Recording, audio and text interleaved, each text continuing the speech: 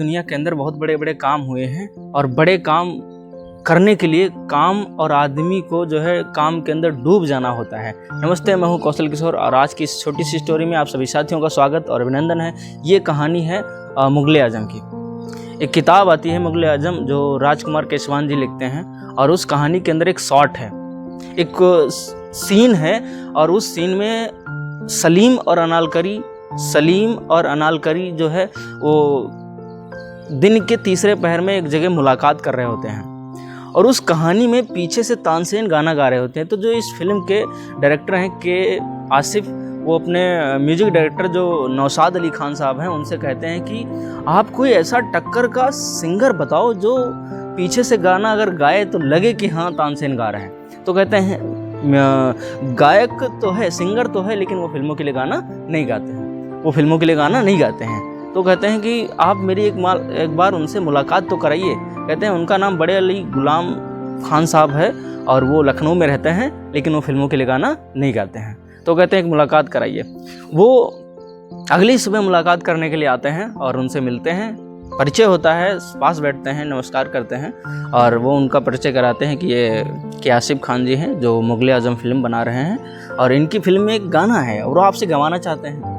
तो उन्होंने नौशाद अली खान साहब से कहा कि आपको पता है मैं फिल्मों के लिए गाना नहीं गाता। उन्होंने कहा मैंने समझाया था इनको, लेकिन ये जो है नहीं माने और जिद करके चले आए। बोला ठीक है।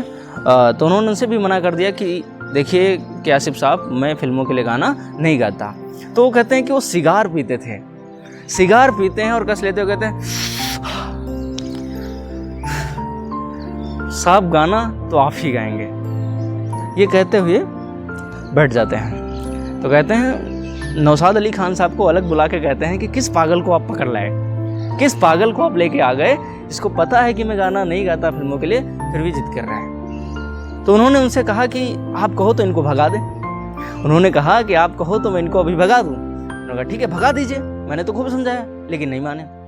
तो वो कहते हैं कि आवाज़ लगाते हैं, कहते हैं आसिफ साहब अंदर आ जाओ।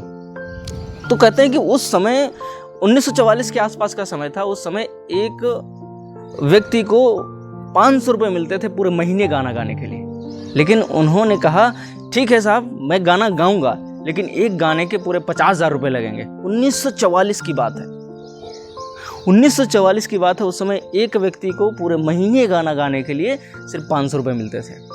तो कहते हैं कि आसिफ साहब उस समय कुर्ता पहनते थे और जेब में हाथ डालते हैं और 10,000 का बंडल निकालते हैं और मेज़ पे रखते हैं, सिगार पीते हुए ऐसे फूंक मारते हैं और कहते हैं कि गाना आप ही गाएंगे। ऐसे ऐसे लोग, महान लोग हुए जिन्होंने बेस्ट से कॉम्प्रोमाइज़ नहीं किया और उनको साइन करते हैं। कहते हैं 40,000 बाकी के, मुंबई आइए, वहाँ गाना शूट कीजिए और 40,000 आप कीजिए। तो इस कहानी से मैसेज कंक्लूजन ये मिलता है कि जब जब बड़े काम हुए हैं तो काम के अंदर डूब जाना होता है, डूब जाना पड़ता है।